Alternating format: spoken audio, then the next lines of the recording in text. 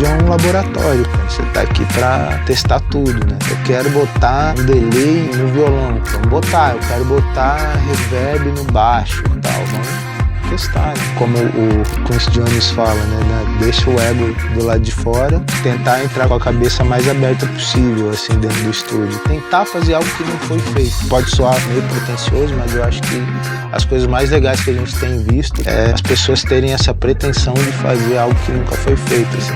Então acho que a hora de meter o louco e fazer coisas fora da casinha é agora. A gente vai viver o melhor momento para fazer isso é agora, sabe?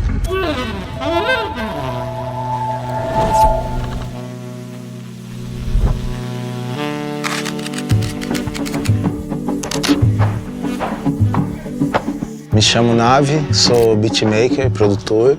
O meu som, ele passa muito por esses álbuns que estão muito presentes na minha cabeça, na minha memória, sabe? J Dilla, Madlib, Premier, Zé Gon, DJ Nuts, KDJ, Marcelo D2. Essas coisas me ajudaram a criar um repertório estético da sonoridade, da textura das coisas, assim. Esse aqui é o começo da ideia do novo samba tradicional que o Marcelo estava propondo. A primeira ideia foi uma música voz e violão que o Luiz Antônio Simas mandou pra gente. O áudio que a gente recebeu do Antônio era isso aqui. No clarão de Zambiapungo, Malungo deitou pra tempo. A cura de lê, meu tempo má, cura de lê. Bem, a gente tinha um ponto de partida, tinha esse caminho estético que o Marcelo tá propondo, baseado no Blonde, do Frank Ocean, mas ao mesmo tempo eu preciso levar para essa coisa do samba, da música afro-brasileira. Isso aliado à guia que o Simas mandou, você começa a juntar as coisas e você começa a procurar caminhos para integrar tudo, saca? E aí o que eu faço? Eu começo a ir para a biblioteca que eu construí antes de começar o processo do álbum, né? Tudo que eu separei. Loops. E vou procurando algo que eu acho que talvez dê pra trabalhar em cima dessa ideia que tá começando a surgir. E a gente vai chegar nela. Salve a fumaça! Salve! Salve a fumaça! Salve! Salve a fumaça! Essas texturas, elas começam a dar uma profundidade, uma densidade e um movimento pra track, né? Aqui, no caso, por exemplo, esse sax a gente gravou e já dá um frescor, né? Eu junto com aquela harmona que eu fiz lá no começo. Às vezes uma coisa que tá sozinha não faz sentido algum, mas quando você começa a juntar todas as peças, né? As coisas vão tomando um sentido ali. Todos os sopros são do Thiago. Volta a percussão, sampleada. E aqui o São Marcelo vem. No clarão de Zambiapungo, Malungo deitou pra tempo. A música vai criando vida, né? No clarão de Zambiapungo, Malungo deitou pra tempo. A cura de lê, meu tempo, uma cura de lê.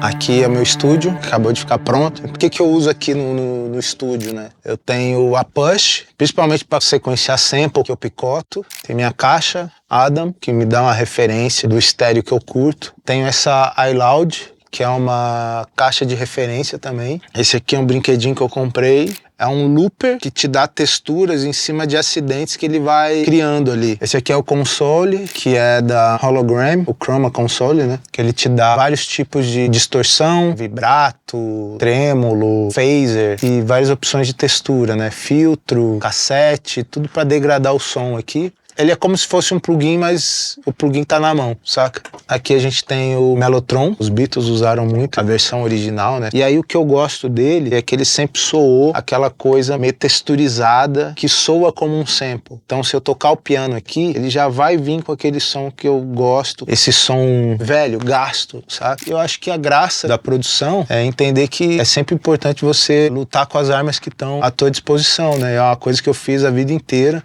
Aprendi a lidar com um pouco e eu gosto de lidar com um pouco que eu tenho, então eu tento comprar coisas que eu realmente preciso e que eu realmente vou usar. Quando eu fui morar em Curitiba, eu tive muita dificuldade de me enturmar e esse foi o momento que eu mais tive proximidade com a música. E aí, tipo, aquilo ali foi quando eu comecei a colecionar disco, comecei a correr atrás de sebo, comecei a me apegar com essas coisas, assim, disco, vinil. Fui descobrindo e fui me envolvendo cada vez mais, até com a cena local de rap. Eu comecei a ter um grupo de rap que se chamava Survive e quando a gente resolveu fazer uma demo, eu era a única pessoa que tinha computador em casa, eu brincava naquele SoundForge, que era um programa de edição de áudio, né? Não era nem para produção. Ali eu já comecei a fazer alguns beats, mas fazia brincando. Aí quando surgiu o grupo e precisava fazer essa demo, daí foi meu primeiro contato, assim, de fato com produção. Nem sabia o que eu tava fazendo. Tipo, a gente gravou num microfone de PC, assim, fizemos um cassete dessa demo e essa demo acabou caindo na mão do D2, que aí ele quis saber quem que era que tinha produzido. Eu achei que era mentira quando ele me ligou e um ano depois eu tava nesse rolê com o D2 já e trabalho com ele até hoje.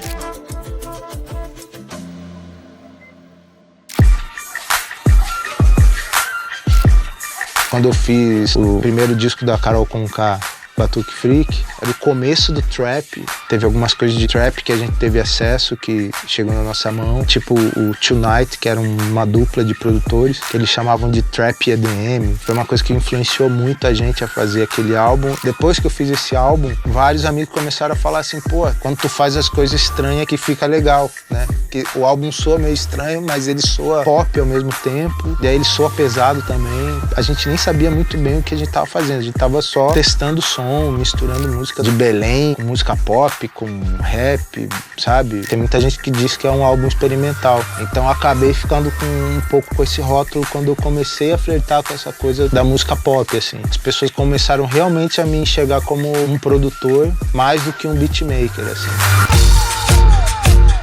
O produtor é um cara que toma decisões. Você faz 7 takes e você precisa escolher um. E isso é o tempo inteiro. Ah, linha de baixo, gravou 3, agora escolhe. Guitarra, a mesma coisa. Bateria, a mesma coisa. Sample, a mesma coisa. Fazer um beat, a mesma coisa. É uma sucessão de decisões que você precisa tomar o tempo todo.